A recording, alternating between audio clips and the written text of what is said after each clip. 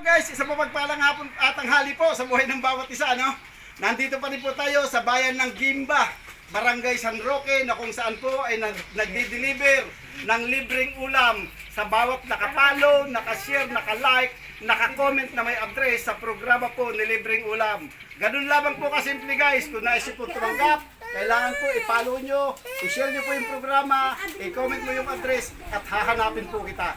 At po, sa bawat share nyo, marami po ang nanonood sa programa ni Libreng Ulam na kung saan po, ito po ay napanood tayo ni Retired Colonel Virgilio Baldovino at ngayon po, pang-12 banyerang isda na po yung kanyang ipinamimigay sa programa po ni Libreng Ulam.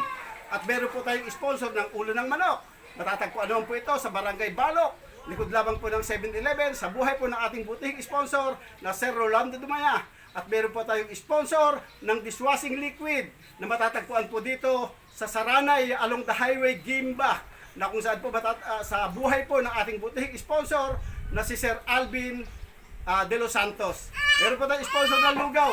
Gusto niyo po magpalugaw dito, may libreng lugaw po tayo.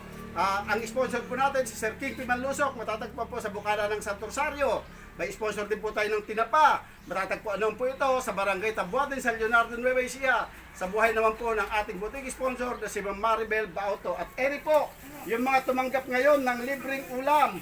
Ayan po, ano po masasabi niyo mga ma'am, sir? Maraming pong salamat. Ayan. May dishwashing liquid na kayo, may ulam pa kayo. Sana hindi nila kami makalimutan muli. Tuloy-tuloy lang po, tumanggap po kayo ngayon. Pwede po kayo uling tumanggap sa susunod. Basta tuloy-tuloy lang po yung programa ni Libreng Ulam.